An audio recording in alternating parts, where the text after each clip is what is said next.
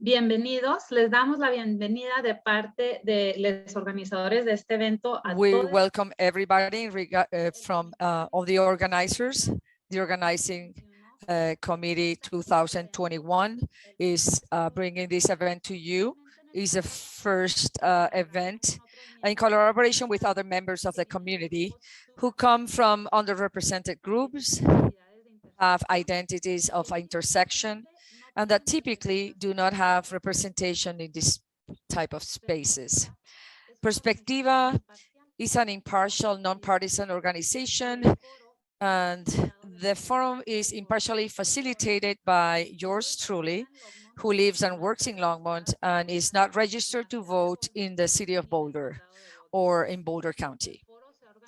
The forum has been organized with the intention of making this a more inclusive, very inclusive space to include people who have the privilege and duty to vote, as well as those who cannot exercise this privilege, but to have an interest in how the government is run locally, since the actions of the local government affect us all equally. As I mentioned before, this forum will be Spanish with professional English and American Sign Language interpretation, ASL interpretation. We ask that each person select the audio channel of the language in which you express yourselves the best. And so please stay in that channel to participate also. Laura? Can you please also select the Spanish? ¿Puedes seleccionar español? El canal de español no te está grabando. Muy bien, yo también tengo que seleccionar. Sorry, I have to select. Ahí he seleccionado el lenguaje español. I have selected Spanish language, which is my main language. Yes, now we can hear you. Thank you so much, says Manuela. Laura says, didn't you hear me? Should I go over the instructions again?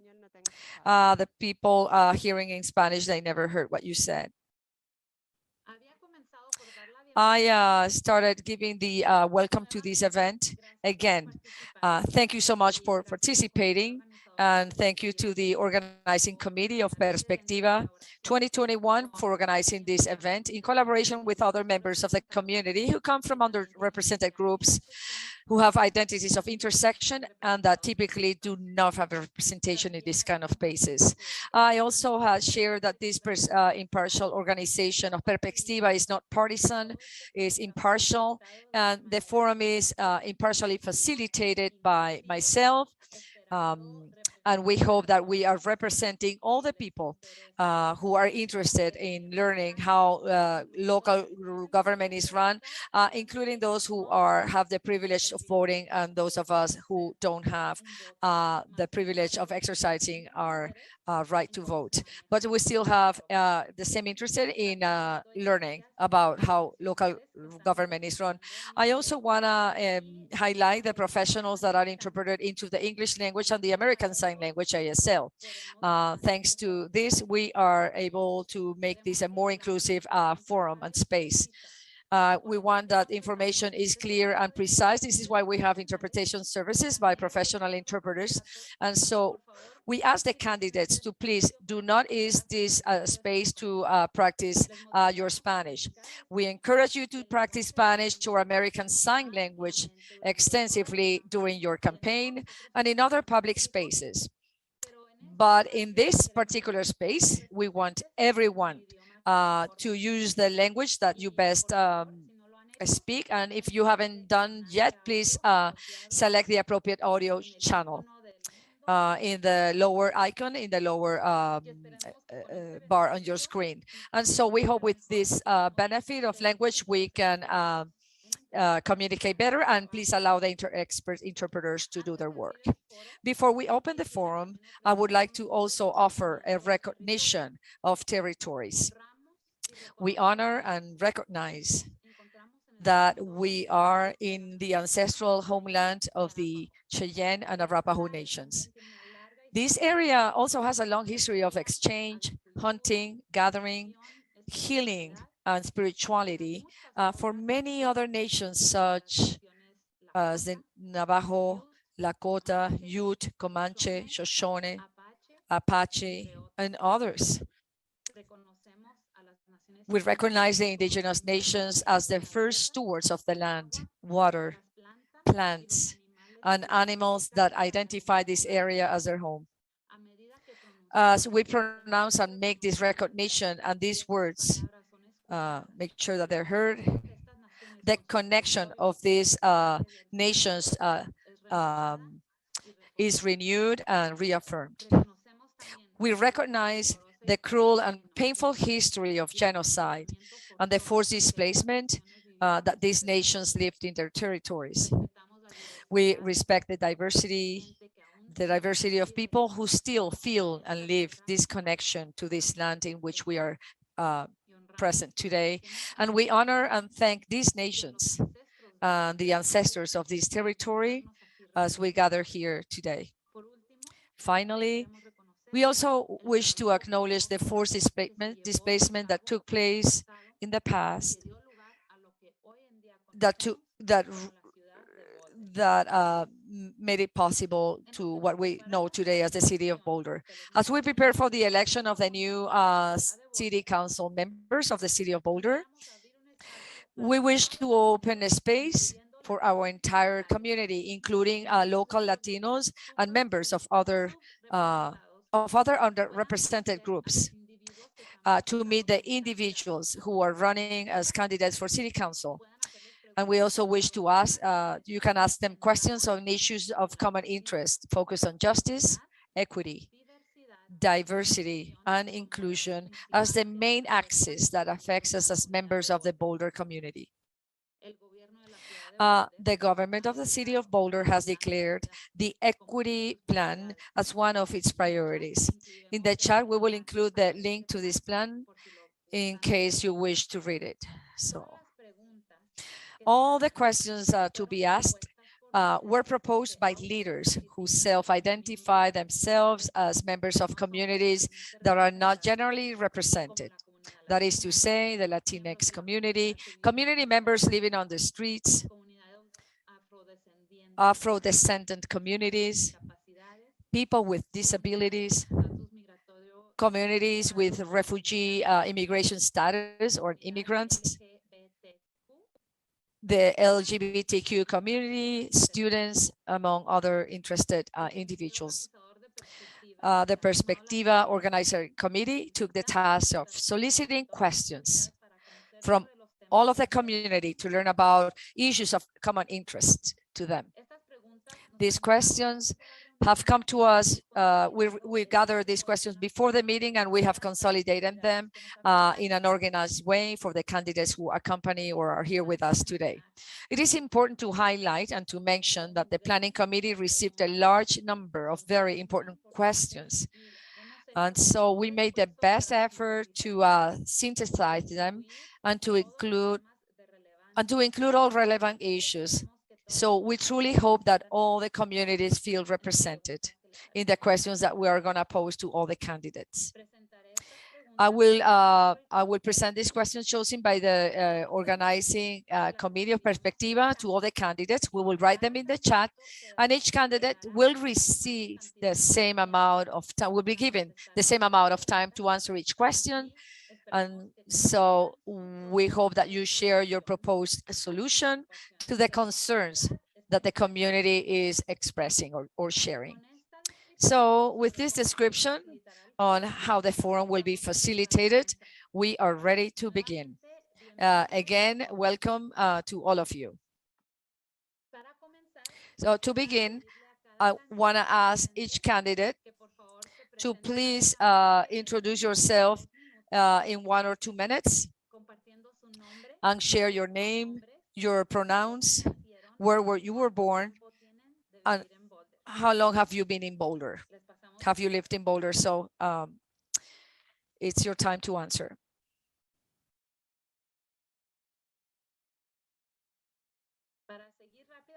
So I'm gonna choose then. I'm gonna ask, please. Well, ladies first. So Tara. Hi, my name is Tara. Hi, my name is Tara. I'm running for Boulder City Council. I moved to Boulder with my husband and my 3 daughters about 10 years ago from Philadelphia, where we lived in a neighborhood in West Philly called Overbrook. It is racially and culturally diverse, and it was at the time. And my daughters had the opportunity to grow up in this wonderful environment, which really helped them make them become the women they are today. So I grew up in Brooklyn, New York, as I like to say, you know, that was a long time ago. And being from Brooklyn, it makes me a very direct communicator. People say that I like to speak my mind and that they can trust what I say, but I'm also a really good listener. And I want you to know that I'm here today really to learn and to listen. I am on a few city boards. I've been working with the city of Boulder on various boards and working groups for about 6 years now. I'm on the Parks and Rec Advisory Board. And what I love about that board is I get to work with the city on their equity plan. And we're always told that we need to look at everything through an equity lens. And it's been a really exciting journey. I had the opportunity to be a part of the bias and microaggression workshop, which the city offered. And I must say that it was life-changing. It really made you look inside of yourself and really push yourself to become a better person every day and to learn more in these areas. I also want to tell you that I am on the Downtown Community Initiatives Board, where we work together to help make our downtown more inclusive. And I've also been a business owner. I own my own business for over 25 years, where I work on manufacturing and logistics problems every day. And it's been very, very stressful with the supply chain issues. And I've learned how to collaborate well with others and to build consensus. Thank you so much. Gracias, Tara, por compartir y presentarte. Thank you, Tara, for sharing and introducing yourself. Before we continue with the other candidates, I would like to remind you the use of interpretation. We know that there are many people that maybe just arrived, so we want to remind you all that here in the screen, you will see a globe icon at the lower bar on your screen. You click there and you choose the language in which you are dominant language and the language you speak.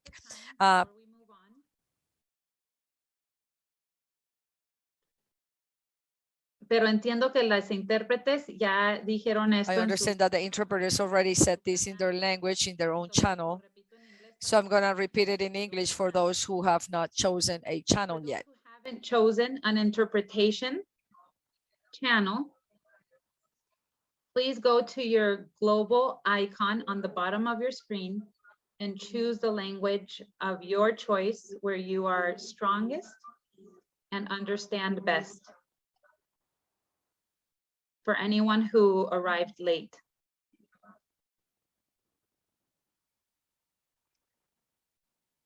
Ahora sí, disculpen. Now, again, let's continue with the next candidate. Introducing yourself very quickly, your name, your pronouns, and a little bit about where you were born and how many years have you been living in Boulder, please. We can continue with Jacques. Hi, I'm Jacques Decalo. I'm actually at work right now, so I'm taking a little bit of time off to be here and do that. But I'm actually born and raised in Boulder, Colorado. I'm 25 years old, so besides the 5 years that I was in college, I've been here my whole life. My dad immigrated from France here in 1979. So I know firsthand what it's like to see someone deal with immigration in the United States. He got his citizenship, 21 years later. So it definitely took him a while, but he integrated amazingly. And I'm running for city council because I believe that Boulder needs to become more sustainable. We need to do everything we can to fight climate change. It's the biggest impact on our community and around the world. I believe diversity in Boulder is huge, and we need to do everything we can to be inclusive and show other cultures representation and be more accepting. And we want other cultures here because it brings in a tasteful life to our society instead of being a boring whitewashed society. So I appreciate you guys for holding this event. Thank you. Thank you so much for sharing, Jacques, sharing about you. Now let's go to the next candidate. How about Dan? How about we hear from you? If you share your name, your pronouns, and a little bit about how many years have you been living in Boulder? Yes, good evening. My name's Dan Williams. I'm a candidate for Boulder City Council. My pronouns are he, his, him. I just really want to start by thanking the organizers of PERSPECTIVA. I know what's involved in putting together one of these forums, and it's not easy. So thank you so much for that. I was born in Philadelphia, Pennsylvania, started my professional career in Washington, D.C., moved to Boulder in 2007. In Washington, I was a lawyer and I had worked for the federal government working on human services and housing programs. Made my way to Boulder as a lawyer in 2007 with my wife, Mary Faltinsky, and our two boys, Jonah and Cassidy. They were 5 and 7 at the time. Shockingly, they're now 20 and 22, out of the house, living on opposite coasts of the country.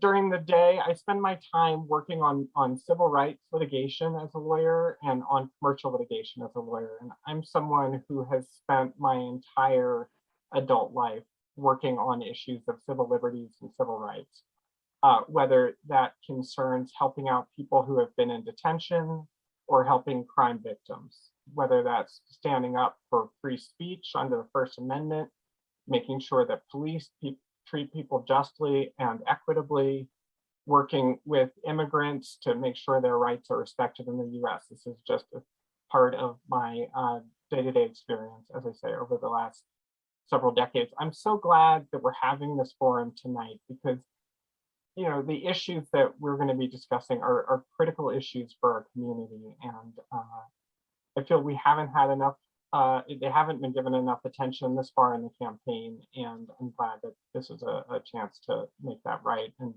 have these important conversations. Gracias por compartir, Dan. Thank you for sharing, Dan. And last, we want to hear from candidate Stephen. If you can share the same question, introduce yourself, tell us a little bit about you in 2 minutes. Sure, thank you. Thank you for organizing. So my name is Steve Rosenblum. I'm running for Boulder City Council. I was born in Pennsylvania, but I spent most of my life in New York City. New York City is where my family's from. My family immigrated through Ellis Island and escaped persecution. And the ones who didn't escape persecution were killed. My wife also escaped political turmoil and came to America. So both of our families faced the challenges of being an immigrant, language barriers, racism, but we didn't face two unique situations that we have now, which is the concept of being illegal and incredibly high housing costs. So those are two things I would focus on in the city of Boulder locally to make the same story that my wife's family and my family had possible for this generation. So yeah, look forward to the discussion.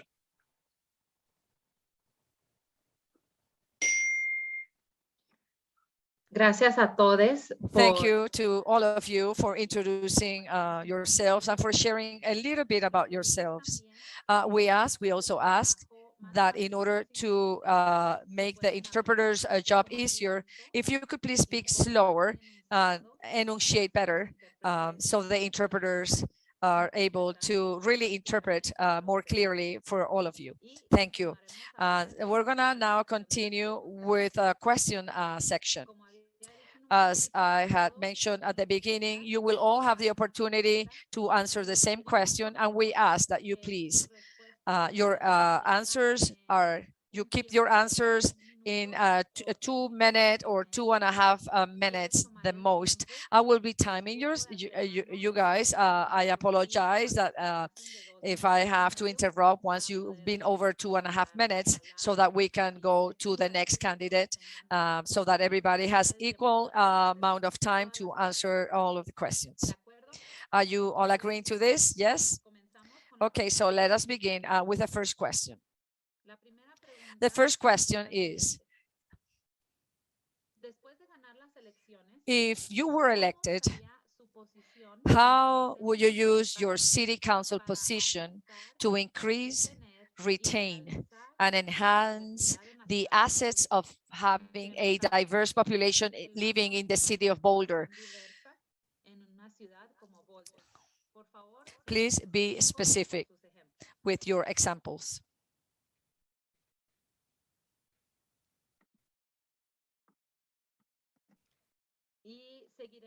And we will continue with the same sequence or order in which we introduce the candidates introduce themselves. So let's do the same sequence for answering the questions, please. You want me to go first, right? You want me to go? Yeah, okay, I'm just asking that maybe for all the questions I don't go first. I'll go first this time. I'm hoping you change the order. Just throwing that out there. Anyway, I would say that when I go, one of my favorite things to do in the world in this campaign is to go door to door and to speak to people individually and ask them what are the most important things that are on their mind, because as a city council candidate, I do truly want to represent everybody and not just the loudest voices. I feel like the problems we have right now with community engagement is often we do hear the loudest voices. And so you miss a lot of people that are just too busy or have language barriers or are too shy or for so many reasons are not going to engage with the city.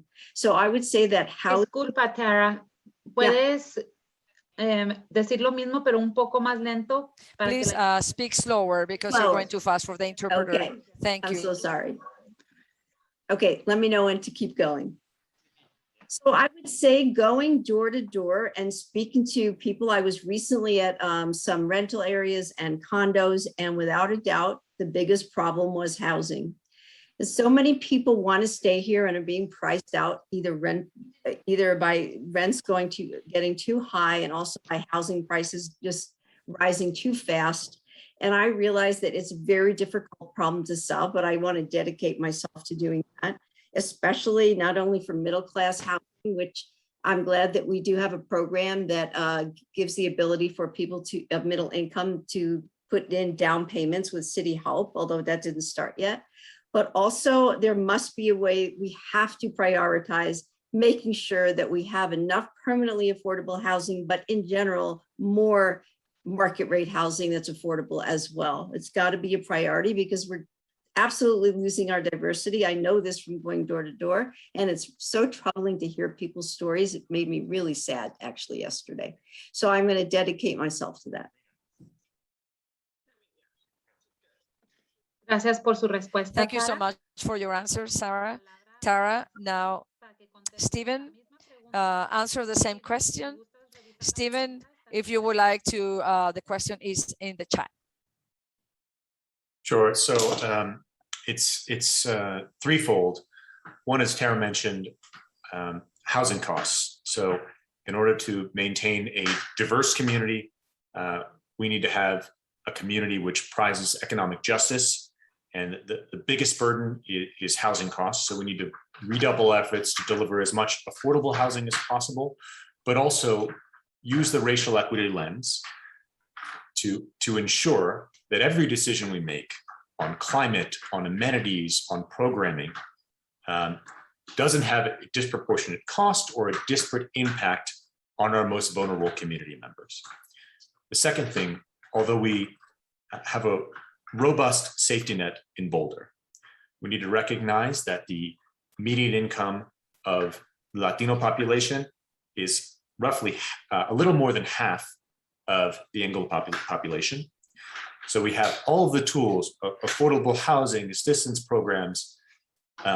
Because of the political climate has been so toxic and so anti-immigrant in this country, many people are afraid, sometimes because they have undocumented family members or otherwise, to engage in services. And the services that we provide sometimes put up barriers, either language barriers or fear of engagement. And that's where we need to focus, is that the programs we do have, make them effective and make sure that people can actually access them and engage. The third option is representation, and to make sure that the amenities and programming we have are not just representative, but accessible. So our arts programs, for example, sometimes they are structured for the way wealthy white people consume the arts, going to the dairy center or viewing a play. But we need to recognize that is not the way that Has many families Ray arrived? are. Excuse me. So I would encourage not only representation of diverse cultures and performances, but make sure that our arts, which build empathy and compassion in the community, are accessible to all income levels, all family structures, etc.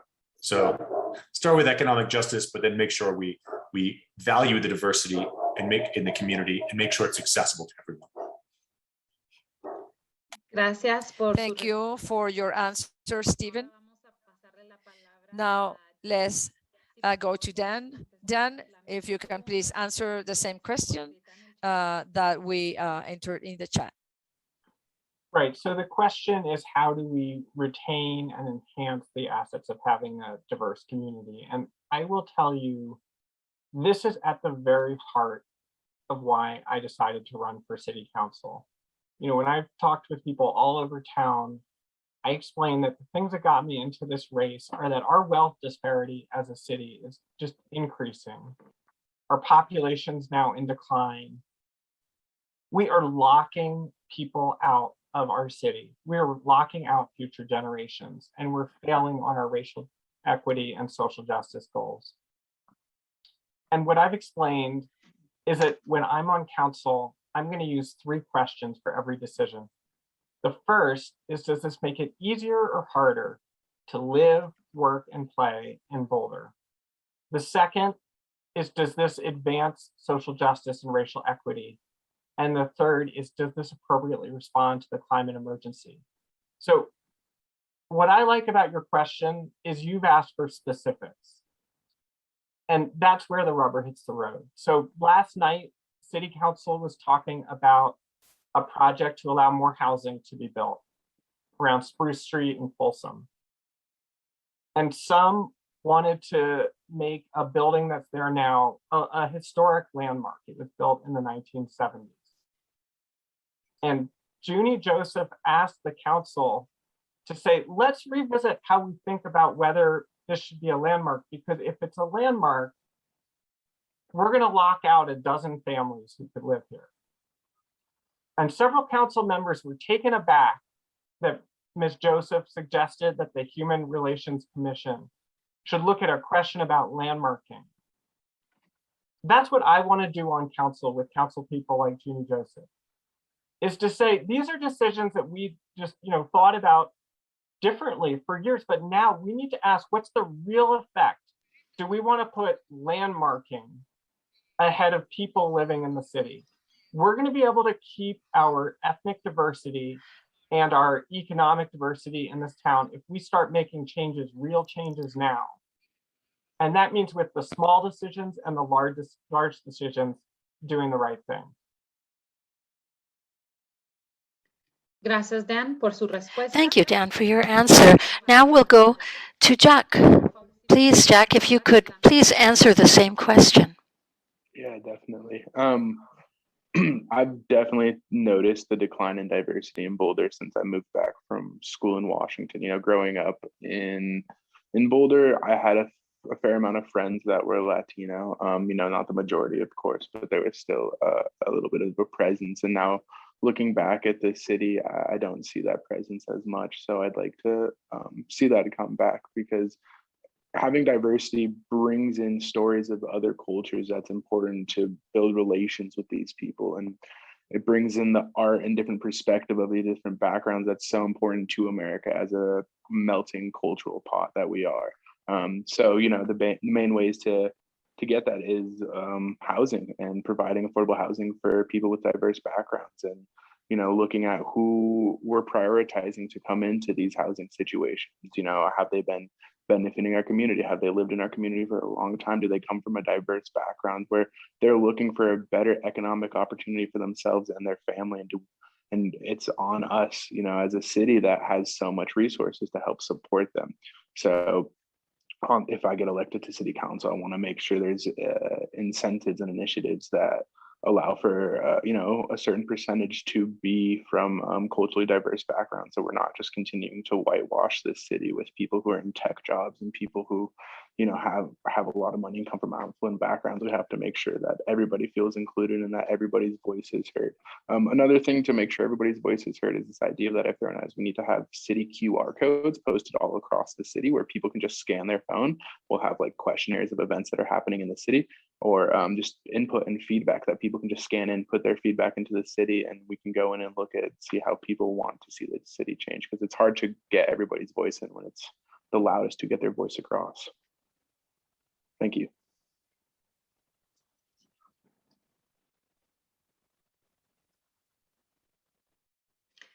Gracias, Jacques. Thank you, Jacques, for your answer.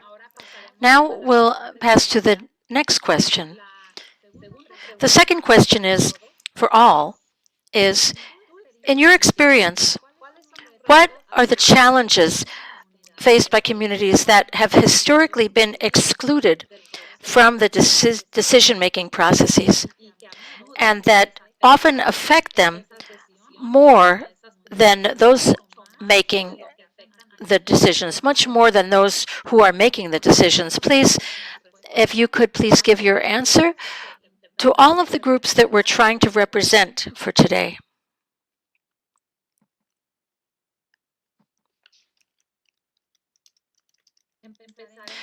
We'll begin, please, with the answers from Dan. This time you will go first, please, Dan. Yeah. 2.5 minutes. Thank you. You know, first, I want to acknowledge that as a white man with you tonight, I can't purport to know all of the challenges and obstacles. So I think I need to be here with some humility about what I can learn. What I do know is that so much decision-making in Boulder in the past has been really just controlled in the hands of a few. And, you know, we've had public processes, but we've had a small group of people whose friends talk to them on the side and have disproportionate influence over how decisions are being made in our town. And one of the things, you know, I've never run for office before. I've never done something like this before. I'm committed to breaking that up. I think that club has got to go. You know, you hear people in Boulder talk a lot about the neighborhoods won't like this, or the neighborhoods won't like that. The neighborhoods are against bedrooms are for people, or the neighborhoods don't like zoning changes. And some of the candidates here tonight have said those sorts of things. What they mean when they say that is the wealthiest single family homeowners who they're friends with don't like various things. And I think changing the conversation and hearing other voices means tuning those ones down a bit, not eliminating their voice, we can hear them too, but making room for other voices in the city. So, you know, how am I planning to do that? I'm planning to do that by going out and talking to leaders in the Latinx community who I know, talking to leaders in the African-American community in Boulder who I know, talking to leaders in the LGBT community in Boulder who I know, and respecting what they have to say. And same with young people who have been shut out of our process for far too long. You know, we can talk all about the needs of the so-called neighborhoods, the wealthy single-family homeowners, but I want to hear what the students think. And you only have to go to the schools and ask to find out. So that's how we give voice to other people, in my opinion. But I also want to hear from others who aren't 50-year-old white men like me to learn other ways that I can do better with this. Gracias, Dan. Thank you, Dan. That's perfect. And you just were right on time. Now, please, if we could hear from the next candidate answering the same question, which is in the chat. Stephen, please. Sure. So our government at every level represents who votes for them. And the voters, we have a generational racial gap. The baby boomers and the silent generation and greatest generation were predominantly white. The younger generation is much more diverse. So the way our federal policy has been run, from local and state policy, has been to cater to the needs and priorities of those folks. So we had low taxes while they were in their prime earning years, lots of Medicare and Social Security promises, and then a woeful underinvestment in our children and in our young families. So this was made stark by our nation's response to the pandemic, which prioritized the health and safety of primarily older, whiter people and paid not nearly enough attention to our children who lost years in school, to our communities where where people were living close together with their families, who the coronavirus spread rapidly, who had much less access to healthcare and health resources because of that representation at who our government answers to and who our government caters to. So we see it when the economy works well, but it's especially exposed when the economy doesn't work well.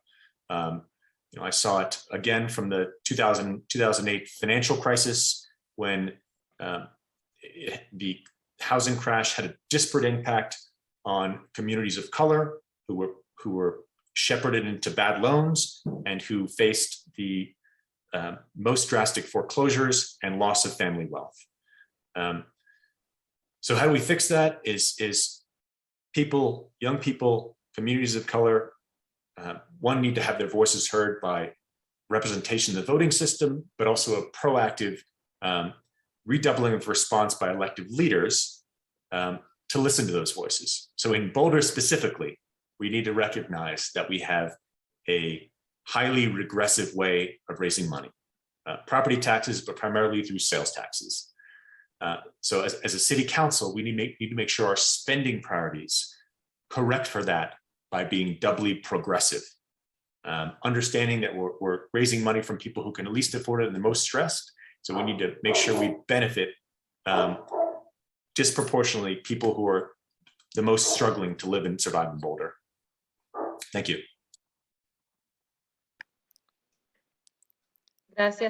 Thank you as well for your answer and for respecting the time. Now we'll pass the floor to Tara. Tara, so that you can answer. I'm going to try to speak slower this time. I am a fast talker. I want to speak from experience because I have a lot of experience on the various boards and working groups in Boulder for quite some time. And I have to tell you that the first time I applied for a board, I was literally shaking. I was so scared. They had us in a circle, City Council did, and we had to answer these questions kind of like this, just spontaneously. And it was very stressful for me because I had a little bit of trouble like speaking spontaneously. And I was sitting there thinking, what if I had a language problem? What if there was a language barrier? What if I was shy? There were so many reasons why this process wasn't comfortable for me and wouldn't be comfortable on an even greater level for so many people. So the first thing I would like to change is how we build our boards and commissions, how we find people, how can we go into the community and find a way more diverse group. But right now it's mostly the well-known and the known and the great speakers, by the way, that get onto these boards. And so we have to reach out past all that and find people. Like I said, going door to door and using our community connectors program, reaching out by telephone for those that are not high tech, that would be like me, would be also great ways of getting people more involved. So that's first of all, how to get people involved on boards and commissions. Second thing I want to talk about is the city surveys. I don't know if any of you ever got a city survey, but they are long and the language is difficult, and that's in English. So I can't, there's too big of a barrier for people whom the city is trying to reach with city surveys to try to actually write them. They're very long, they're cumbersome. And I still think it will be better to do by phone, on paper, not just electronic, because there are barriers when it comes to these electronic surveys. They're not easy for me. Like I said, how much harder for people that, have the language barriers and other issues where it would make it so difficult for them. Number 3 are these city council meetings. You have to be a brave person to go to those city council meetings and speak.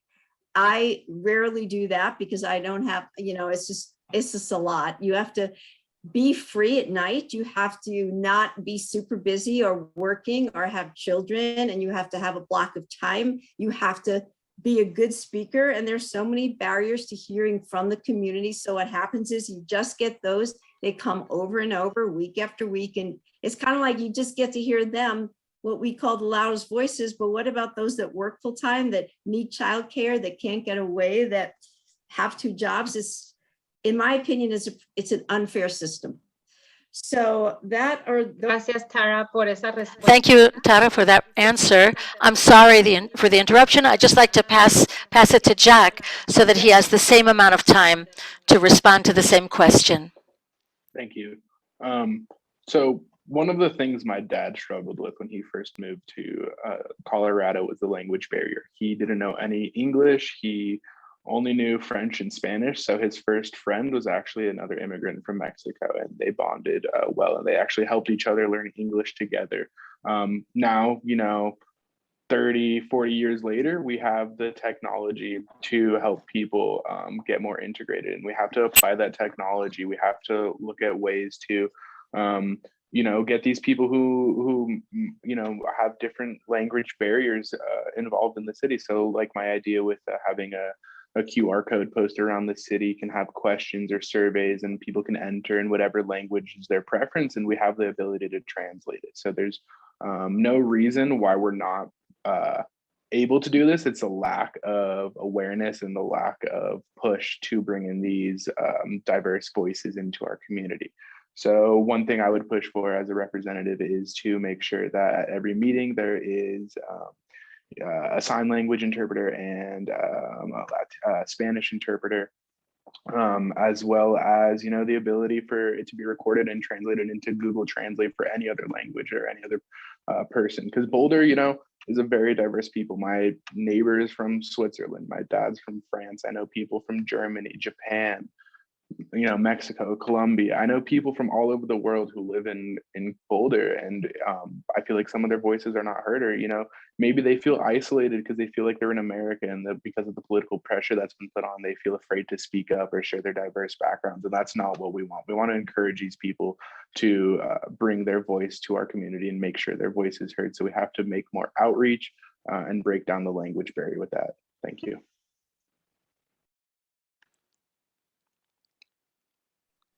Gracias, Jacques. Thank you, Jacques, for your answer, and to all of the candidates. Now we'll go to the next question. The third question is, in your proposals around housing, how would you include other people who don't meet the poverty requirements established by many housing programs, yet still, with their income, they can't live in Boulder? How would you propose that income diversity be included in your proposals? And we'll start this section of questions with Jacques. Once again, please, Jacques. Okay, yeah, no worries. So I think some solutions to that is rent control and having city trust land where the city owns the land and can actually set a price for the houses, where you can have options of rent to buy at a set price. That takes a lot of logistics to plan out, but it's something that could be done. Other things could be diversity grants paid for by the city. If you're coming into Boulder, or you've been in Boulder for a while and now you're finally looking to get a house with your family, and you don't meet the minimum requirements, but you've been in the city for a while, there could be some sort of incentive to help get you a house or some housing of some sort. And then we have to look at as well, the areas on where we're building this high density housing too.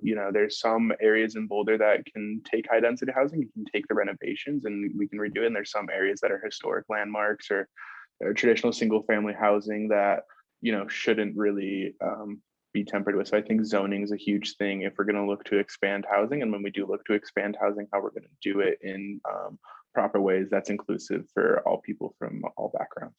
Thank you.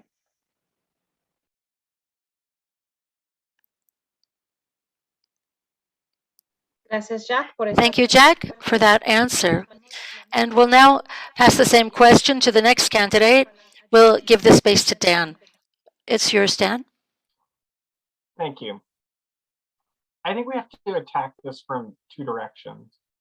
One is the housing that we already have in the city, and the other is building new housing, new multifamily housing.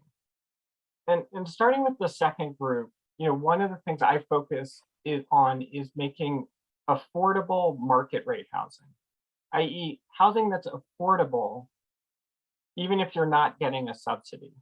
Because I think that'll help a lot of the working people in Boulder. So how do we do it? Boulder has built a wall of rules, brick by brick, that make it so hard, it's so expensive to build in Boulder. So if you want to build multifamily housing, you're required to have a huge number of parking spaces, whether you're on a bus line or not, whether people need or want the parking space or not. But they're paying for those parking spaces. And we have lots of other requirements like that make it really expensive to build. The other piece of the coin is to look at our neighborhoods, what Jacques referred to as traditional single-family neighborhoods. And he said, we need to protect those. And here's where I disagree with Jacques. I think his heart's in the right place. But we have to realize that traditional single-family zoning was put in place as a tool of exclusion to exclude working class people from Boulder and other communities around the world. Around the country. And does that mean we need to bulldoze our single family neighborhoods? No, absolutely not. But what it does mean is that when we're a society that has traditions of discrimination and exclusion, we have to rethink some of those traditions. And with single family zoning, that means saying, a duplex that allows more people to live in your neighborhood, that neighborhood was built and wouldn't allow anyone except white people to live there when it was built.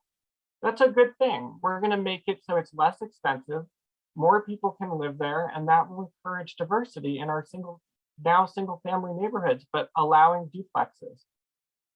Bedrooms are for people is something that allows more people who don't want to be on a subsidy program to share rent in a house.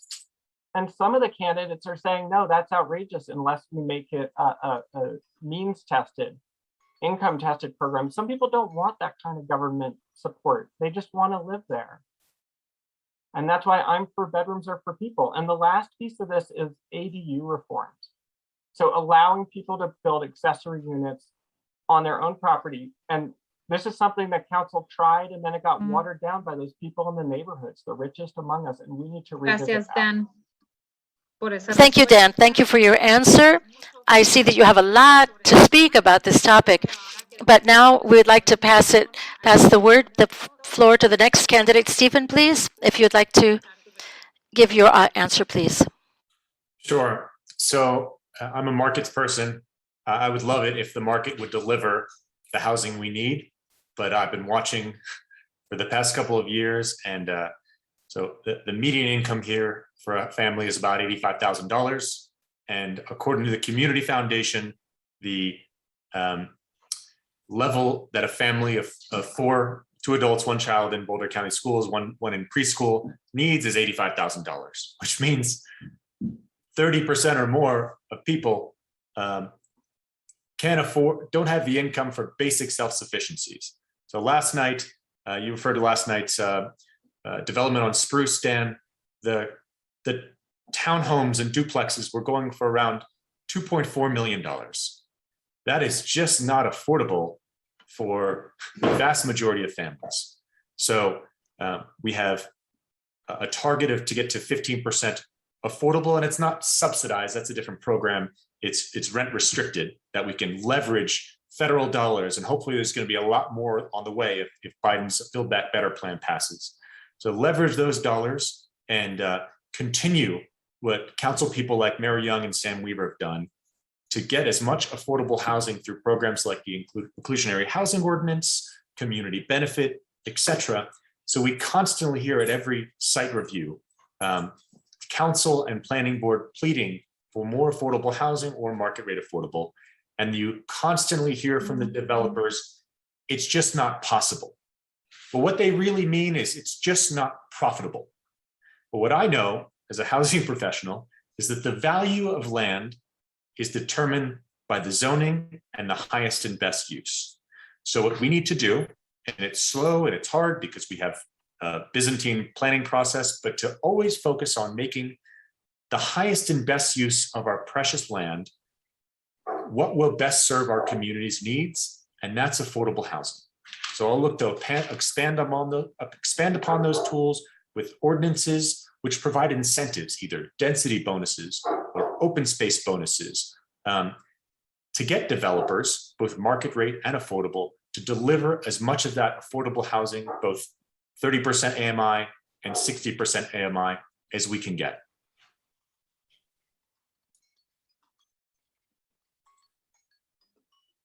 Gracias, Stephen. Thank you, Stephen, for your response.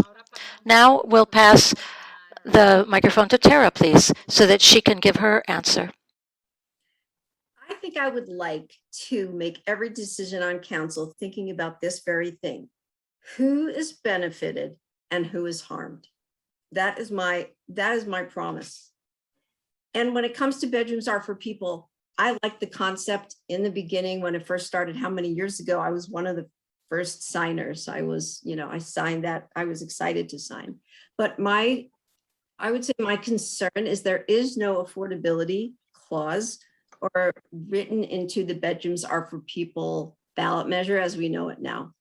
So if it passes, and I will say that I will be for it if it passes because I believe in ballot measures and democracy, then I'm going to do my best to make the affordability part of that measure really be true to what we need in this town, and that's affordable housing, and make sure those that are supposed to be benefited from it are benefited from it.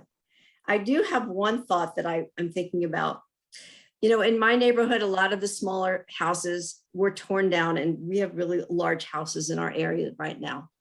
And one thing that we can do is charge an impact fee for people who tear down these small houses and build these mansions and take the difference in the square foot charge. And that could help with down payments. What we need to do is help people who want to buy their own houses be able to afford the down payments. So that could be one way, one creative way to bring the ability for people to afford down payments. We do have a middle income down payment program that is going to start soon, we hope, in the city. And that's going to also do a lot to help people who want to buy a house, but just don't have that money saved for those down payments. I think any help that we can give people to afford the down payments will be a tremendous, tremendous help. I also totally support the ADUs. I think they're awesome, and we should increase the amount that we have. They do a great service to this community, and I'm very happy about them. Muy bien, gracias. Very well. Thank you for sharing that answer, Tara. And now we'll pass to the next question. The next question for all of the candidates is, in the United States, the immigration court is the only legal proceeding where a person can be... Did you mute yourself or? Mi micrófono está prendido. My microphone is turned on. You can hear me? Okay. Now you can hear me? Yeah, okay. Thank you. I'm sorry. Okay, thank you for letting me know.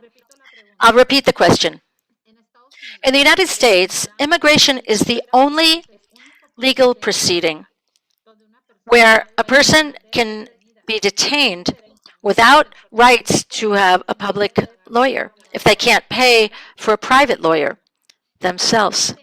This year, the state of Colorado approved a new proceeding, a new bill, 1194 of the House of Representatives, which creates a legal defense fund for residents of Colorado who are in deportation proceedings, who can't afford a lawyer in immigration courts. Nevertheless, due to limited funding in the state, this fund will only be able to support a very small percentage of people who currently need this support.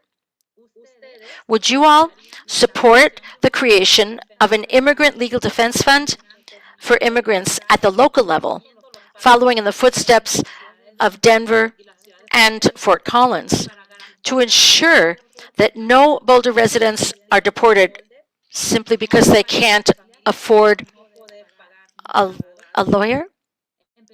And we'll start this section of questions, please, with Stephen. Yeah, absolutely. That's something that we should absolutely explore, evaluate the need, what department it best suits under, how we raise the funds for it, but absolutely should go on the next council work plan.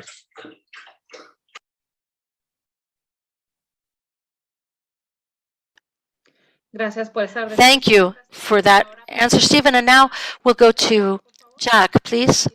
If you could please answer the same question. Yeah, no worries. I'm just heading out of work right now. So yes, I would 100% back a locally funded source to help protect immigrants. You know, one of my policies as an American, as the son of an immigrant, is that no one is illegal on stolen land. I think we should do everything we can to make sure everybody is welcome into this country. And if people don't have the resources to stay in this country themselves, then we as the government needs to do everything we can to protect these people. For the most part, people moving to America are just in search of a better life, and we have the resources here, so we need to implement that. Thank you. Thank you for that answer, Jacques. We'll share the space now with Dan, please. So I may be the only candidate running for council who has volunteered his time regularly to represent people in immigration court. And it is horrifying that people have to go through that process without lawyers. It is a very, very complicated system. And it's one that's complicated for lawyers to navigate, and for people who don't speak English as their native language, it's all the harder.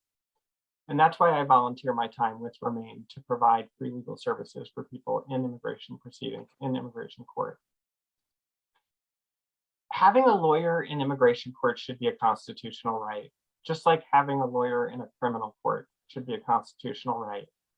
So to my mind, that's the top priority, is assisting organizations like Remain and other organizations who are making that argument. And the federal courts are not favorable right now. So this is an issue we should be pushing in state courts in Colorado. I think the state should guarantee a lawyer for everyone in immigration court as a matter of state constitutional law. You know, if we need to do something on a stopgap patch measure and for people in the city of Boulder, we should, but really we should look bigger and insist that this constitutional right be respected under our state constitution and our federal constitution. Gracias por esa respuesta, Dan. Ahora le... Thank you for this answer, Dan. Now we're going to share the space with Tara so that she can answer the same question. In the news, so many stories about how people were deported or waiting to be deported these last 4 years, and they have actually made me cry. Some of them, they were so terrible. So of course, I absolutely support this measure. As I'm staring at this question on the screen, it says, however, due to limited funding in the state, this fund will only be able to support a very small amount of people. And I think that makes me sad and upset. So I feel like we need to figure out ways to increase the funding for this program. So let's think outside of the box. The first thing that we could possibly do is take some of the money that we make from the sugar tax, the sugar beverage tax, for example. We can dedicate some money to that. We can charge a fee on filing of lawsuits. Whatever we decide to do, we need to work together on council to find a way to make this fund more robust so that we can affect the lives of more people. And this type of thing does not have to happen, because like everybody said here, it's so important for people to have lawyers. It's just inconceivable to me, the way they are treated, the way immigrants are treated in this country. And I think that we all agree with that. And so I'm going to be dedicated to finding a way to increase this funding.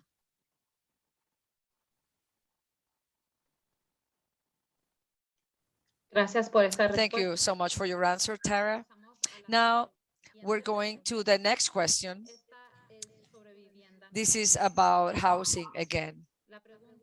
The question is, which is your understanding of the needs, the challenges, protections, and initiatives that the residents of manufactured homes face?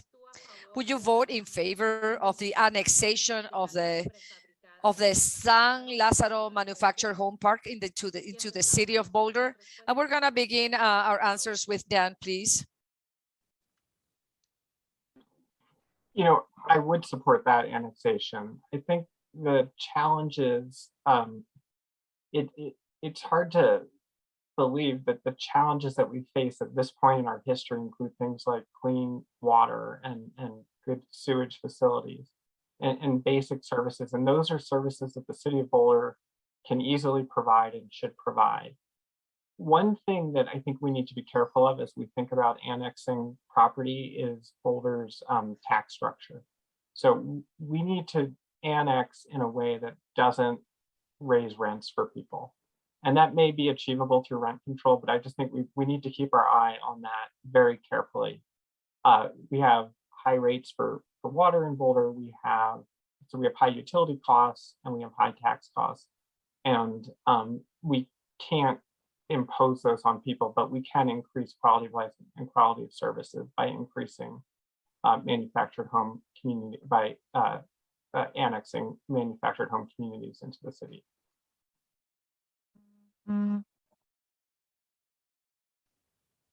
Muy bien, gracias por la respuesta. Thank you for the answer. Now let's go to Jack. Jack, can you answer the same question, please?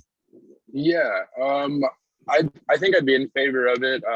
You know, just, you know, if we can provide more for these people, and you know, if the city did take the land, you know, we'd have to look at how we can lower costs for the people living in this area.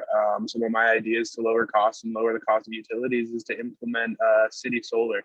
You know, increase solar gardens across the city and make XL pay for them. They claimed they wanted to make a difference in our community, and they claim that they wanted to make our community more sustainable, but they're not doing anything about it. So if we're going to take in these communities, let's, you know, put the power back in the community's hands. Another thing is gray water recycling.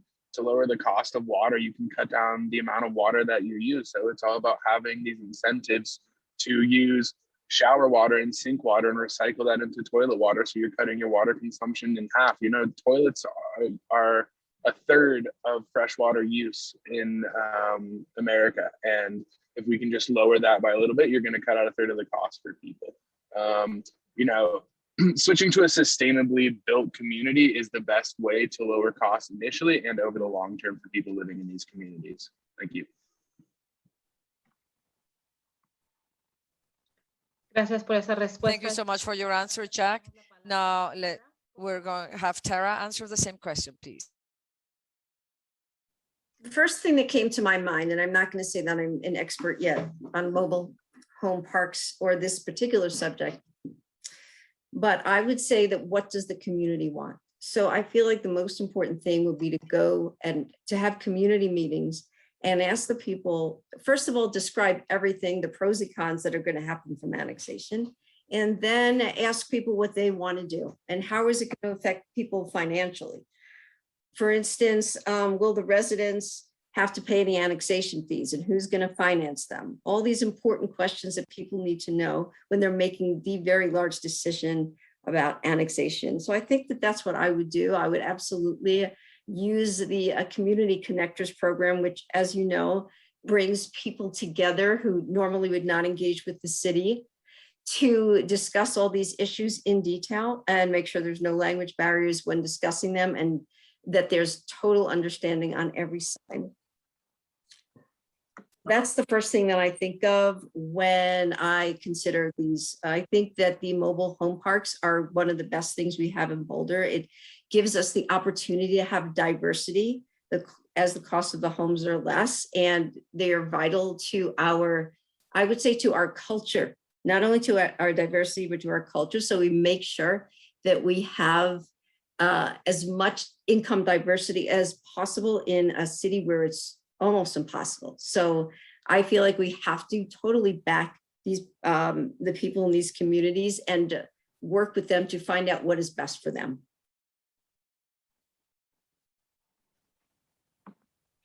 Muy bien, gracias por Thank esa you, respuesta. Tara, for your answer. Now, Stephen, please answer the same question. Sure. So I would start with, it's not our decision, it's the decision of the people who live in the community. So I would ask them whether they want to be annexed. And then if not, why not? So some of the challenges, mobile homes are some of the last bastions of affordability, but they have a lot of problems. Often the people own the home, but not the land. So they are at the mercy of the landowner who can keep on increasing the rent cost, while the homeowner is responsible for maintenance, etc. So I'll take the example of the Ponderosa Mobile Home Park, which was devastated in the 2013 floods, and the challenges that it took.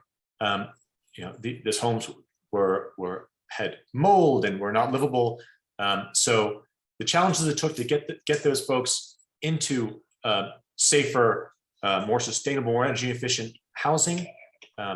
Some folks had family members who are undocumented or were undocumented themselves. Some folks had owned and saved up and invested in their homes, even though they didn't own the land. So let's also look at the example of the Eastview apartments, which were affordable apartments, which were then redeveloped into new condos, and the existing residents left Boulder. So I would like housing that isn't up to efficiency standards, safety standards, etc., to be transformed into something affordable. But there's a timing issue. We can't do it for the same residents. So I would ask those folks, what would they need? What kind of housing do they need? What could they afford? And what would they prefer to their current state? And try to come up with those solutions for this unique community. Because I think we can do better in terms of affordability, in terms of housing quality, in terms of safety, etc. If I'm not mistaken, the San Lazaro is on near Boulder Creek or South Boulder Creek, so potentially in a floodplain. And so that's another potential thing to consider that the city might want to focus on before we have an emergency. Thank you for that answer. And with that, we finish with this question and we go to the next question. And we will begin, Stephen, again with you so that you begin answering the next question. Please explain, what do you believe to be an effective strategy to introduce diversity concepts to individuals who have only experienced one culture or a very limited number of cultures?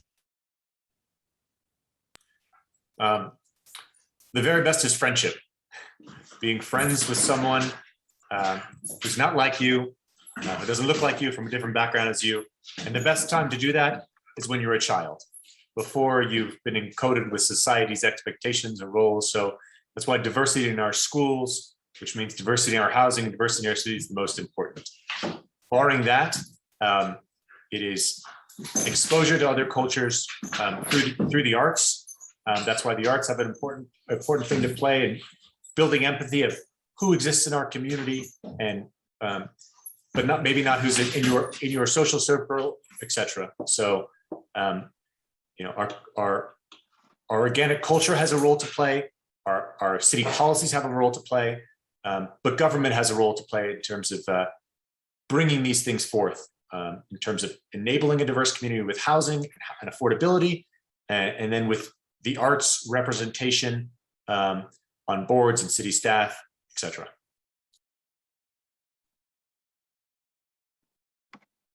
Muy bien. Very good. Thank you for sharing, Stephen. Now I'm going to have Tara answer the same question.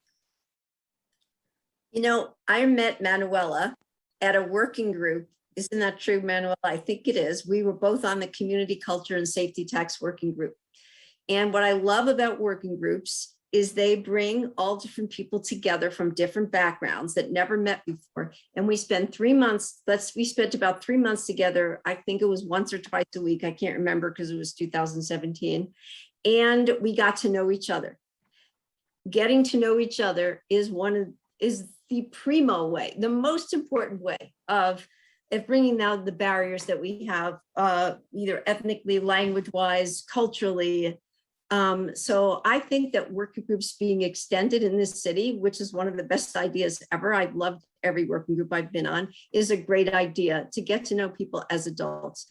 I do agree with Stephen that young people, it's best, like I said, I brought my kids up in Philadelphia in a neighborhood that was all different ethnic groups and religions and colors of skin. And that was the best thing for them. They never had, you know, of course, everybody has prejudice, but because they lived with people and were with them every day and played with them, they didn't have the same problems that we have here in Boulder, where mostly everybody is white. So what can we do with the kids? Can we bring them to other schools, other neighborhoods? Can we get them together? Can we bring people to Denver and have people brought here or wherever their neighborhoods are, all over this area, not just in Boulder, to get people to hang out with each other and become friends? And lastly, I want to say that running for city council, the best thing that happened to me, like I said, is going door to door and meeting people that are not like me and opening up my eyes to different perspectives. And that's the truth. So what I would love to see is some sort of an actual program where people have, let's say somebody has a block party and that invites another block in a completely different neighborhood that's nothing like them to this block party. I think that would be an awesome, because parties are how people hang out and have fun. I love parties. So I think this would be a great opportunity for people that aren't alike to get to know each other and maybe break down the barriers in an atmosphere of fun and music and food, which is food, you know, is always the big connector. So. Gracias por esa respuesta. Thank you for this answer, Tara. Now, Jacques, please, if you can please answer the same question. Yeah, of course. So food, honestly, food is my favorite way to introduce myself into other cultures, kind of get a taste of the different ingredients from the area, you know, all these different spices and different types of fish and different types of vegetables that all these different cultures use. You kind of get like a little background of their landscape when you eat their food. And then community events are huge, but also like the arts, sharing your dancing and dancing cultures from different backgrounds, and sharing your paintings and the way that you express yourself and your community is huge. So definitely sharing the arts. Tara's idea of parties, I love parties too. You know, I think that's the best way to get to know people. That's the best way to open up about your background, get to learn about other people's background, what brought them to Colorado, what brought them into Boulder, why they're here, what they want to do here, how we can help them achieve their goals here. You really get to open up to people at parties. And I think that's a huge thing. So, you know, the idea of community held events is probably the best thing to do to show people that we can relate to them and that we can just share our backgrounds. Thank you. Muy bien. Very good. Now, after that answer, we just need to hear from Dan, and then we go to our next question. Yeah, so thank you. So fun fact, the neighborhood that Tara was describing in Philadelphia, where she raised her kids, is the neighborhood where I was a child and grew up, and it was diverse and it was wonderful. You know, when I moved with my wife and two boys, 5 and 7, to Boulder, one of our biggest concerns was we were losing that. We were losing living in a community that was so diverse. And we thought hard about how to introduce our children to people from diverse backgrounds. The sports fields of Boulder are a great place to do that. So what we found is that our kids experience diversity playing soccer and playing youth football and playing youth baseball in Boulder, where the children all competed on a level playing field.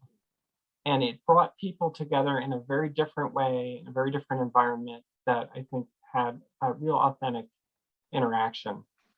I think, looking at Boulder, there are so many white people who don't have an experience or haven't had an experience of diversity. And one of the things I'm committed to do and have been committed to do is change that. So after George Floyd was murdered, I had my law firm set up a series of lectures on the history of racial exclusion in Boulder. So the first one was in February on exclusion of Black people.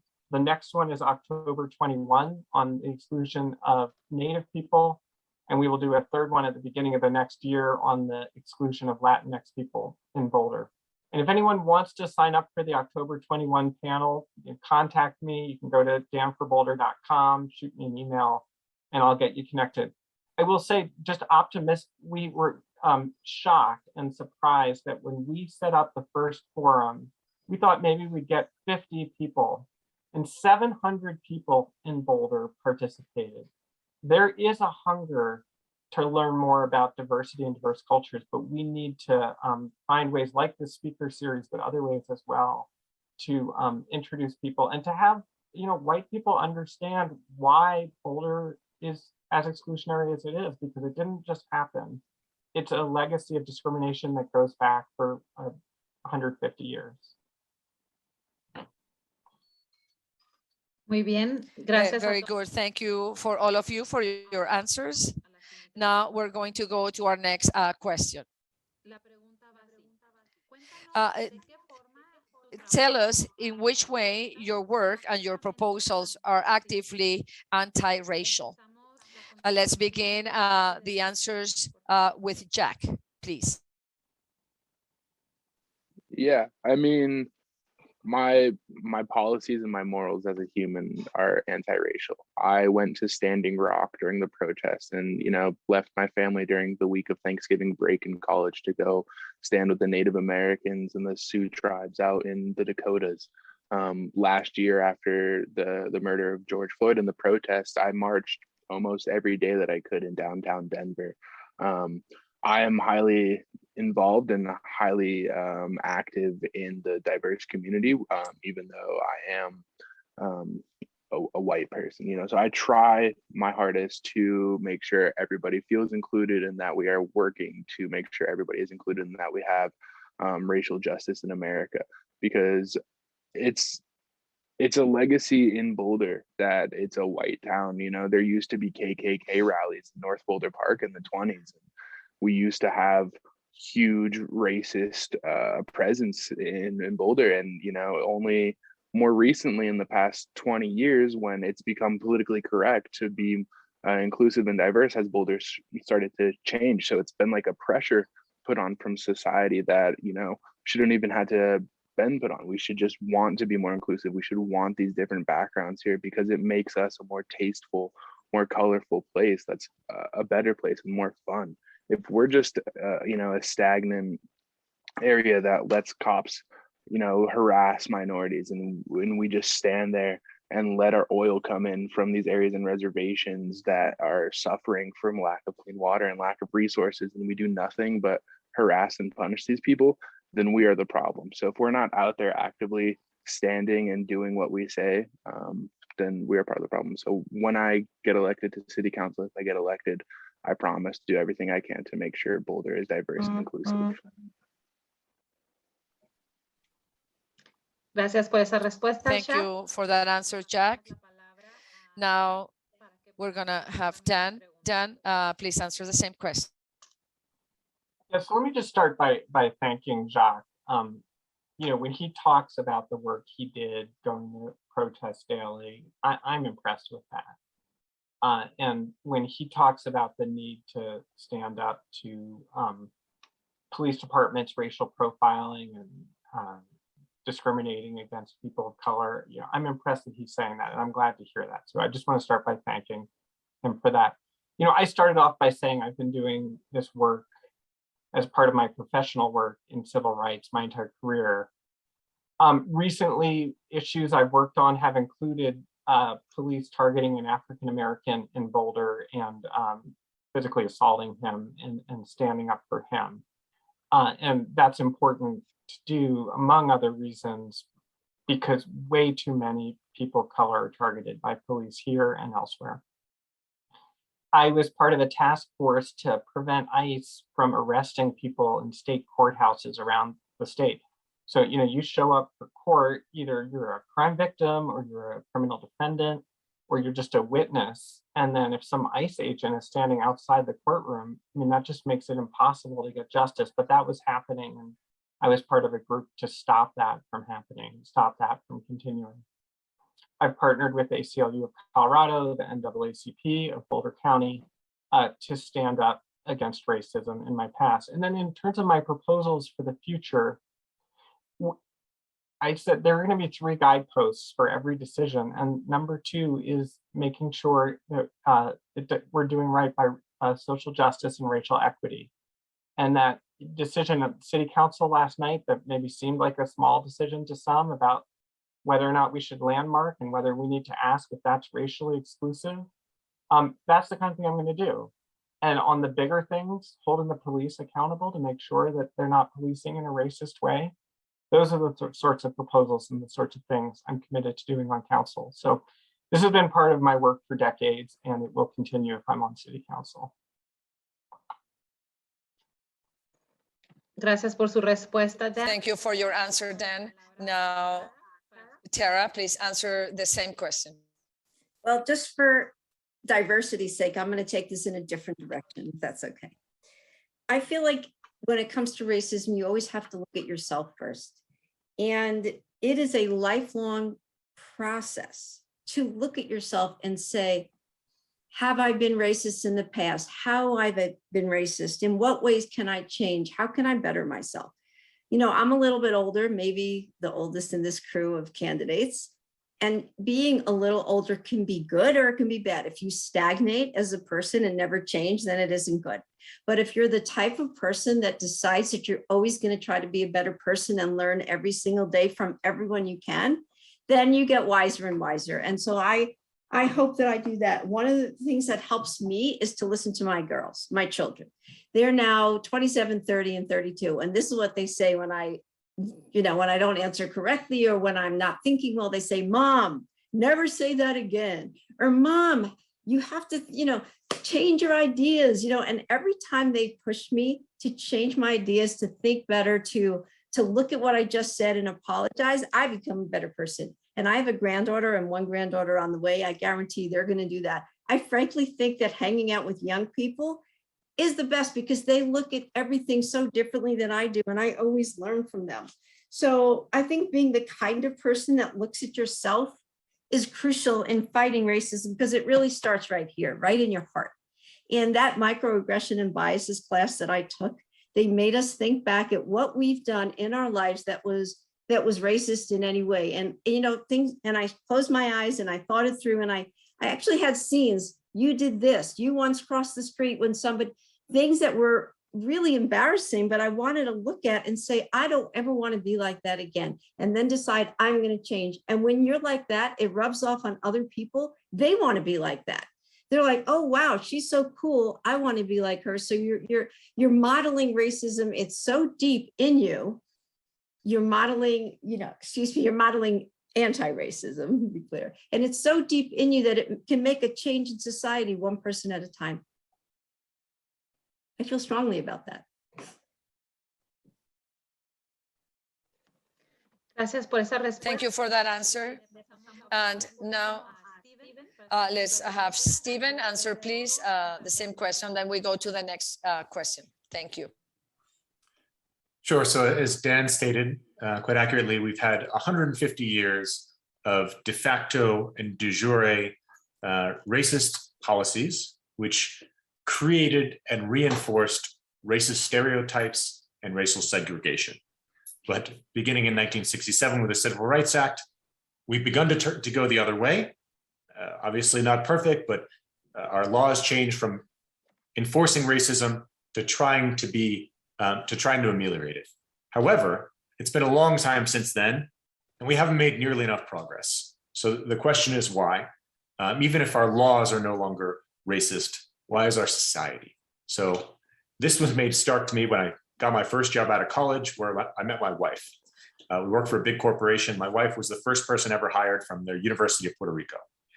And just seeing the experience through her eyes of going through a corporation with a lot of white older men and seeing the sexism, the racism that she encountered, opened my eyes that it's about relations between people and natural networks. So even if there's no explicitly racist rules and regulations, if the people don't do the work to make a change, it's not going to happen. So for me, I took it upon myself to hire and then mentor women and people of color to break apart the natural, you want to mentor and form a relationship with someone who looks like you or has the same background, and then institute that policy. Because people who are coming into a new space without those relationships, who maybe come from a different background, speak a different way, they have a much more challenging time finding their way, finding in mentors. And so I was very heartened to see this focus in the city's racial equity plan when we're trying to hire, retain, and promote diverse employees.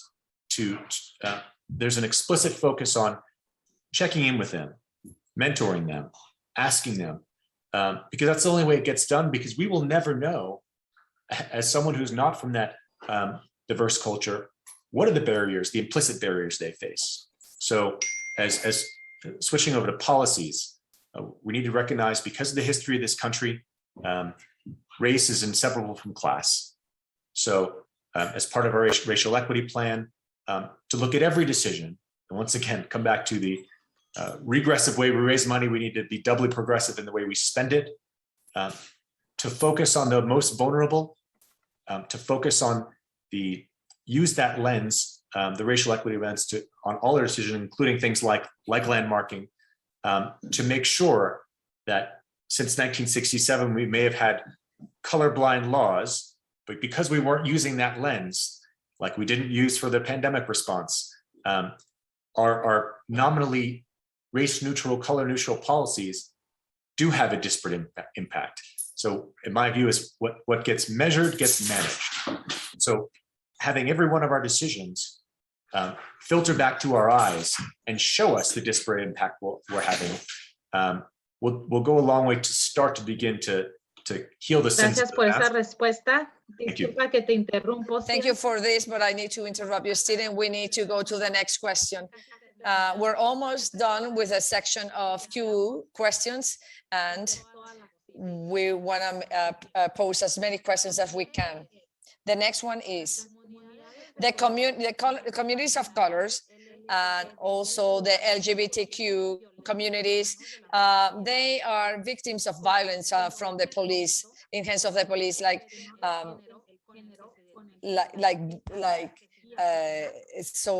bullying and even killings because they don't respect the genders. This is disproportionate in comparison with the white community or heterosexual cisgender. Which is your vision to end the violence against people of color and the LGBTQ in our community? Let's begin the answer with Dan, please. Thank you. So the research shows that people of color are treated disproportionately at every single step along the way. So starting from who gets stopped by a police officer, if your taillight's broken, or if you don't use your turn signal, to whether you get ticketed or whether you get taken into jail. And then if you go to jail, whether you get a bond so you can get out, or whether you have to sit in jail, or how much your bond amount is. And then when you go to court, since almost all cases plead out, what kind of plea bargain you get. And then when the judge sentences you, what your sentence is. So when you add all those things together, the disproportionate impact in the criminal justice system on people of color is astounding. And I haven't seen the data on the LGBTQ community, but I would guess it's similar. So, one of the solutions, and this is a real difference with some of the candidates here, one of the solutions I've proposed is, look, we need police to do policing of property crime and violent crime, but we need to stop asking our police to do things like policing people who are unhoused, for the offense of being unhoused, or policing nuisance violations, and really getting the police out of the business of things that aren't property crime and violent crime is the way to break this cycle. You know, we've talked about piecemeal reforms around the edges, but those don't work. So we need police to do their job with property crime and violent crime, but we don't need to ask police to do more functions. And, you know, I know not all the candidates who are here tonight agree with me on that, but this is something I feel passionate about. We can do better as a society, and it starts by recognizing that police are not the solution to all of our problems. The police in Boulder have been trying to solve homelessness for the last year and a half. And some of the candidates, and they've failed. We have the same number of people living outside. And some of the candidates just want to double down on that. And people like me are saying, no, we need to do something different. Policing is not the answer. And one of the reasons it's not the answer is because of the discrimination that we see at every single stage of this process and this cycle. So let's get people off the streets so they're not living in our outdoor spaces by working with social workers and others to give people a place to live. And let's have our police just focus on policing property crime and violent crime.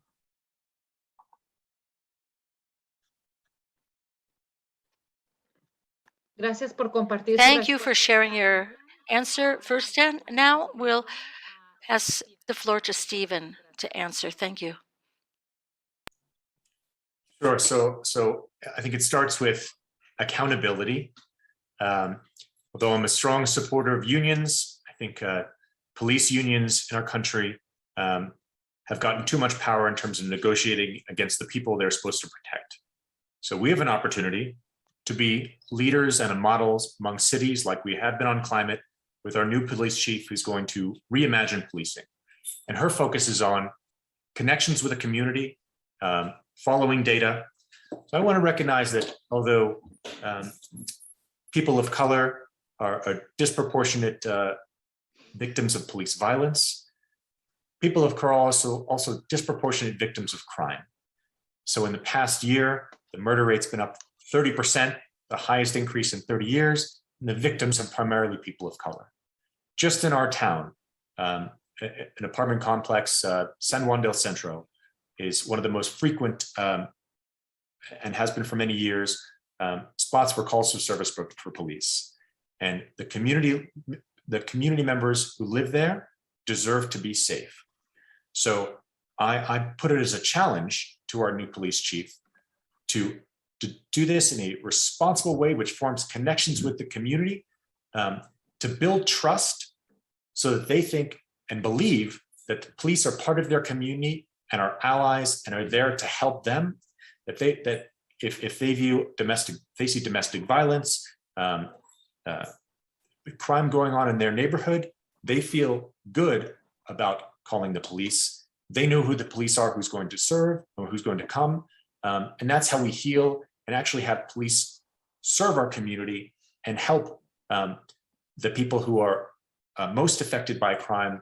And crime has a disparate impact on people of color, and we need to change that with proper, compassionate community policing.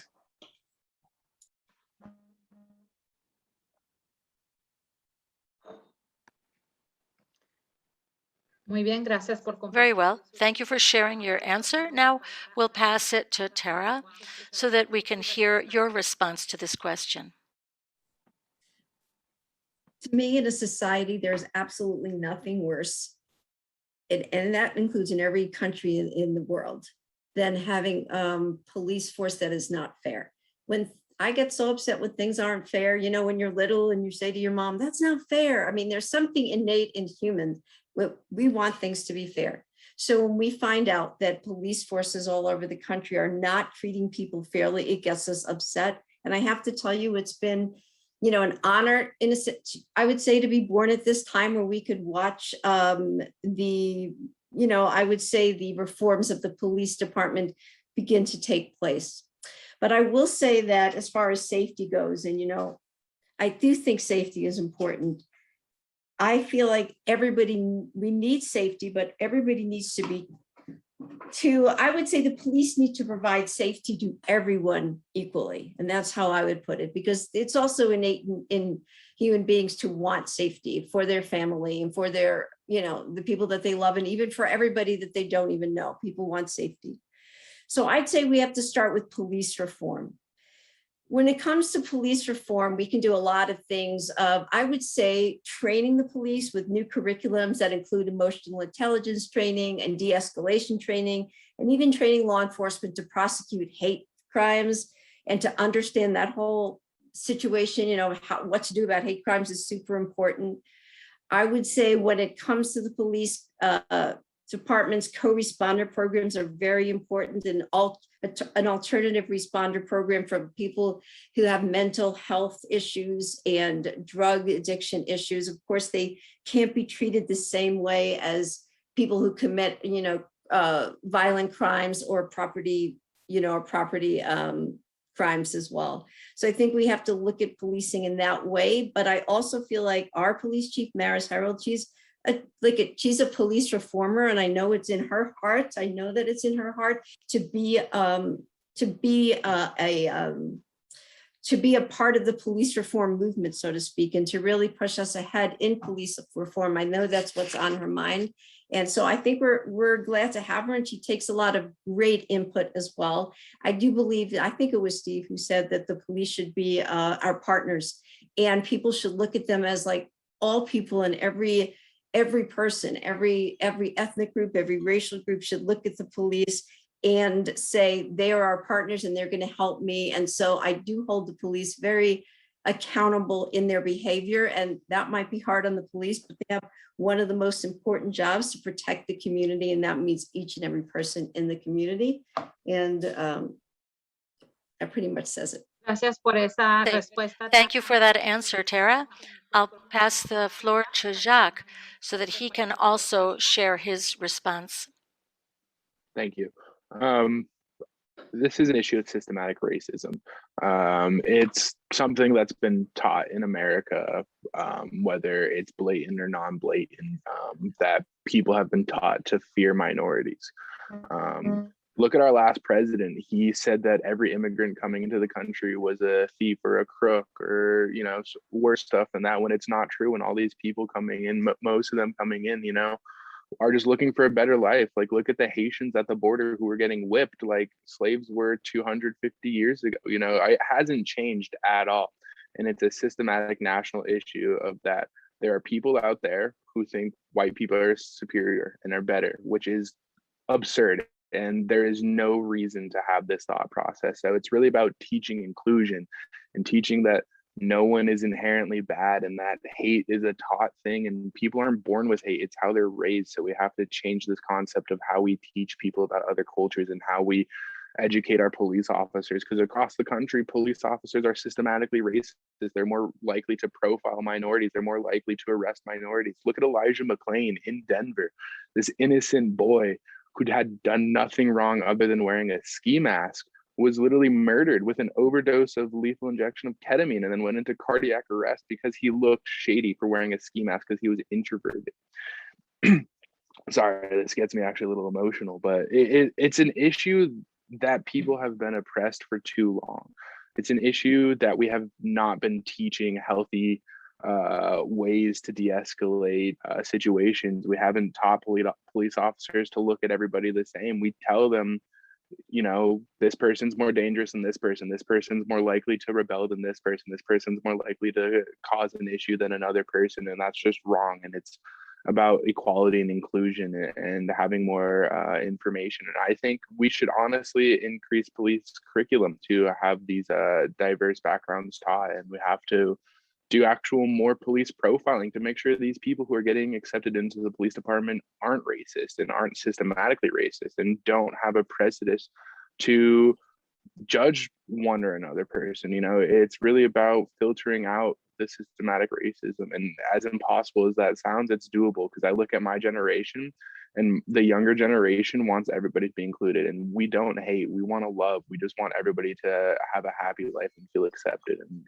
we have to share that with the police force. And I think if I get elected to city council, I'll definitely bring that perspective and bring that young voice with me. Thank you. Gracias por esa respuesta. Thank you for that response, Jack. Now we'll go to the last question tonight. Thank you for your patience. The last question is also important for all of the candidates. In which work areas for equity do you think that you still have more to learn about and learn? What would you plan to do to achieve that? And we'll start the answers once again with you, Jack. If you could please be the first one to answer.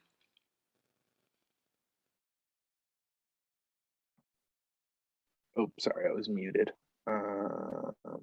Is the question in the chat? Sorry.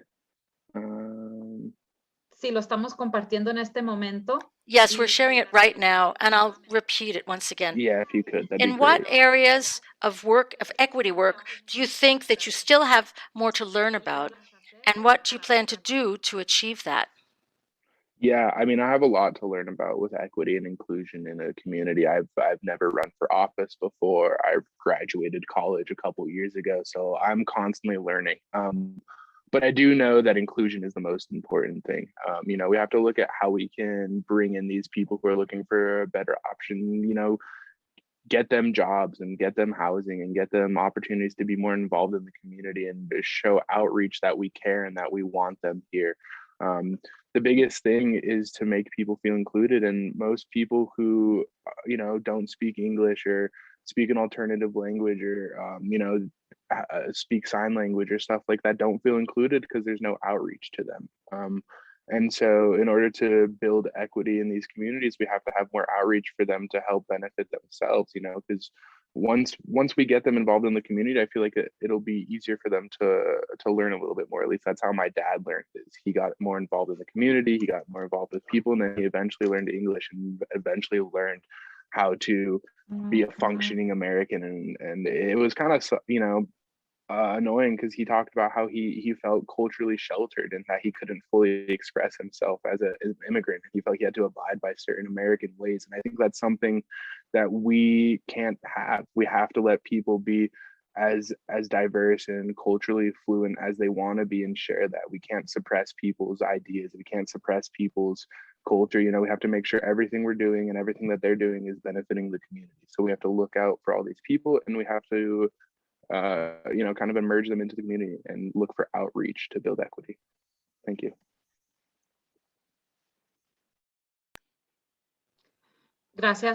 Thank you for your answer, Jack. Now we'll pass the floor to Tara. If you could please answer the same question.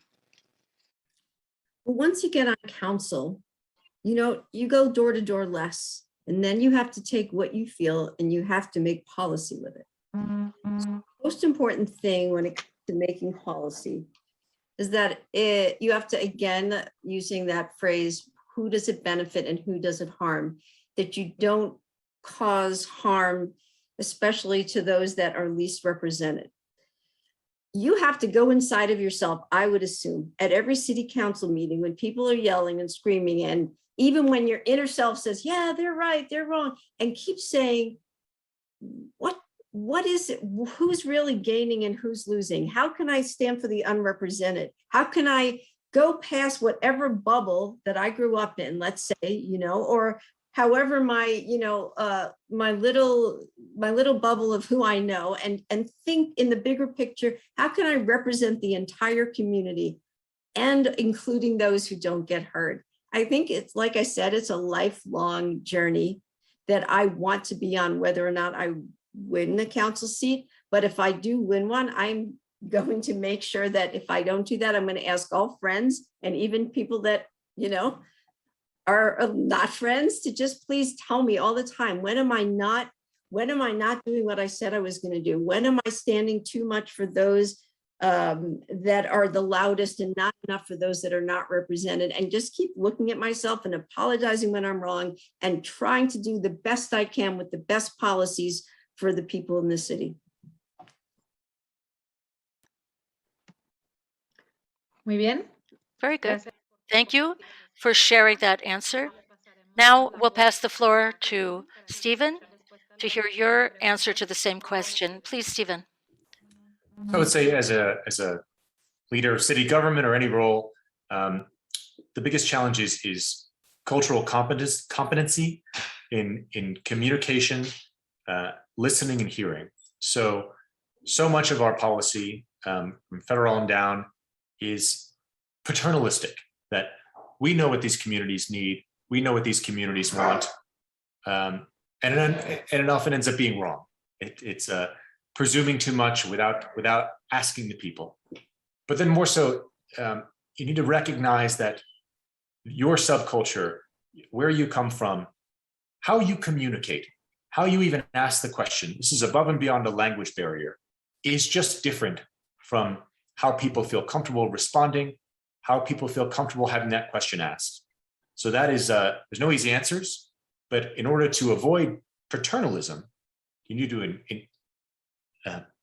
have some modesty about your ability to live in someone's shoes and build all the tools you can to try to go overcome those barriers and to feel, listen, do everything you can to figure out what people actually have to say and what they need, rather than listening with the ears you usually have on when you're listening to someone who looks like you or from your background. And that I think is one of the biggest challenges to being a leader.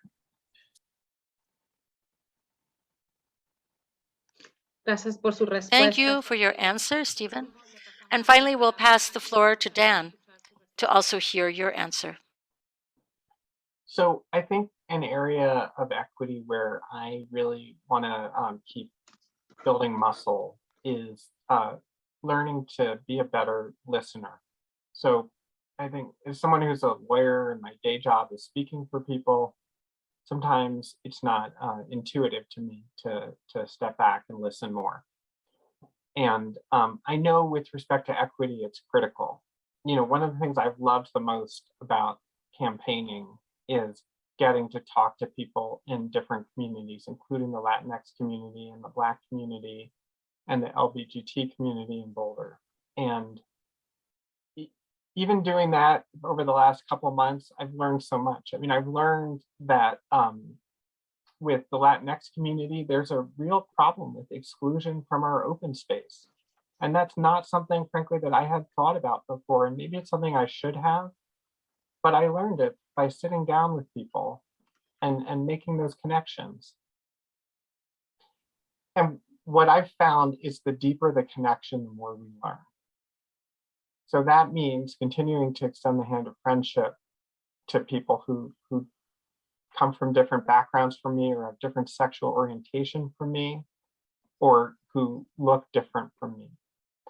And that's an area of equity, you know, I'm committed to continuing to work on in the years to come. Thank you so much for hosting this panel. I really loved our discussion tonight, so I really appreciated it. Gracias a todos los candidatos. Thanks to all of the candidates. Truly, the organizers, those different organizers have gathered, they're the ones who've brought together the questions on the part of the entire community, and you all have done an excellent job in answering each question. And so I would like to thank you once again, and we would like to give you the rest of the space, please, so that each candidate, Jacques, Tara, Stephen, and Dan, can give us a few closing words, your final comments or your last arguments, and we'll give you just a few minutes, 2 to 3 minutes each, so that you can each express yourselves freely. And we'll open this last final section with Tara, please. It's always hard to go first. I feel like tonight I really got into my heart and spoken what's deep down in there. I don't even know if I have any closing remarks. I feel like I spoke for a long time.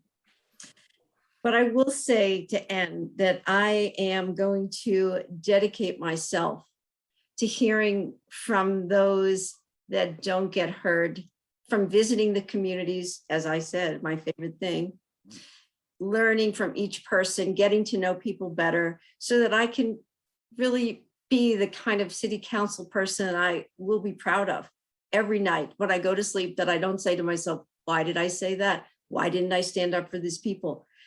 And so that is what I want to dedicate myself to. And I actually would give out my phone number to every single person right now, so you can call me up and tell me how you feel. Is that appropriate, Laura? Or should I not? I'm going to do it. I'm going to put it in the chat right now. Call me up, tell me how you feel. Do you know when I go door to door, I leave a little sticky note and I leave my phone number on it because I honestly want to hear from people.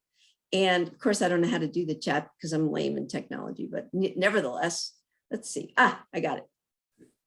No, I don't. Okay.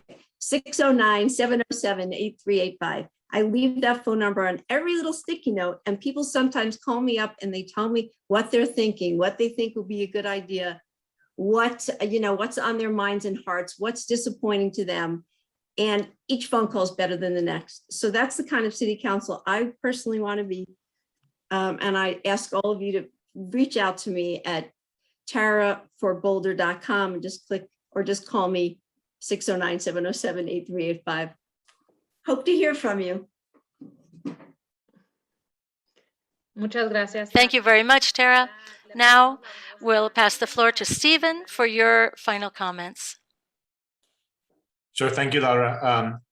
I just want to start by saying that Dan, Tara, Jacques, and I, we've been to many forums thus far, many community groups, many interest groups. And I got to say that the questions that were submitted tonight were some of the most thoughtful, substantive, and thought-provoking questions that we've been asked. So thank you for the whole community for putting so much effort into it. I enjoyed this forum.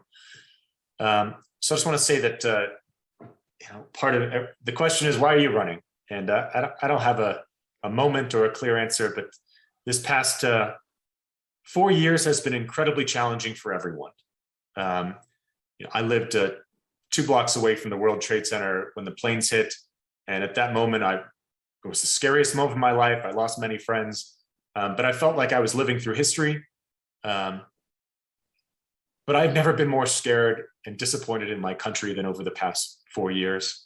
And that's a small part of why I decided to do this and use my experience to try to make a small difference here. Some of the most depressing things for me has been the hate that our country's engaged in, specifically against immigrants, because it's so personal to my family and my story. We are, and we seem to have forgotten, a nation of immigrants, and immigrants make us strong. And there's nothing more a person can do to improve their life and the life of their children and grandchildren than by coming to America.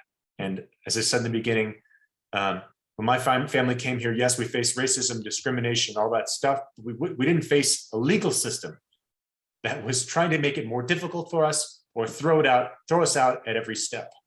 So part of what I hope to do in Boulder, I said my background is in housing finance, every aspect of it. And we have